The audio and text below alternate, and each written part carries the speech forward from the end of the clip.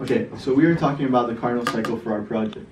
So the basis was built from a French engineer, Carnot, and it's a theoretical engine from the best engine you can have, the most efficient one, from a conversion from heat into work.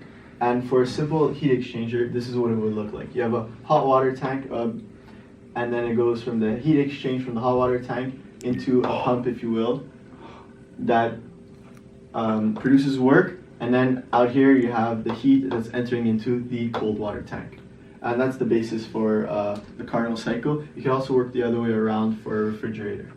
So since this is a theoretical basis, we have to have assumptions to be made. So the first assumption is that these two tanks, they're high capacitance, high thermal capacitance if you want, because you don't want that this heat or this energy being entered into the cold to actually warm up the liquid. So the liquids stay at the same temperature in both of the tanks. Then the second is that the processes of each of these going from here to here, going from the energy to the work, are all reversible processes. And then finally, the most important one, which is what happens in most real life engines, is that when you're going from a hot tank to then trying to produce work, here there's actually heat loss to the surroundings. But in this case, we're considering that actually what's happening is that the total heat from the hot water tank subtracted by the heat entering the cold water tank is actually equal to the total work done without any energy lost to the surroundings. Okay, that's it. When work is being output by the system, in this case, the cycle is considered a heat engine. And the first process would be isothermal heat transfer, in which heat is transferred from the high temperature reservoir to the working fluid, which, for this example, is steam in a steam power plant.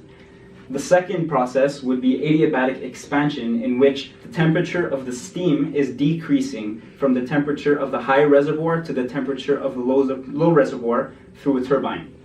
The third process is heat rejection by the steam towards the low temperature reservoir. And the final, before returning and completing its cycle, is adiabatic compression, in which the temperature of the steam increases from the low temperature reservoir to the high temperature reservoir.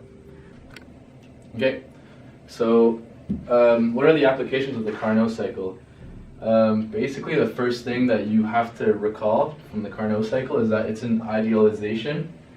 And what that means is that it's not actually feasibly possible to recreate experimentally.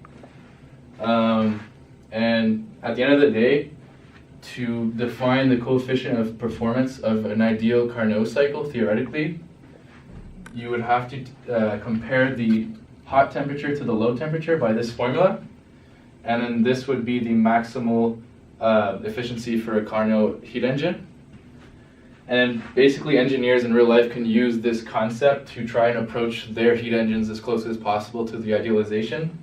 However, the actual coefficient of performance is dictated by this formula, which is similar in a sense, but it's actually dictated by the experimental heat transfer from the intake to the outtake.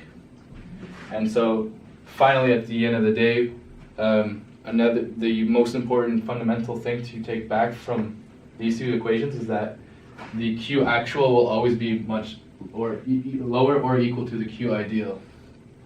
So, thank you.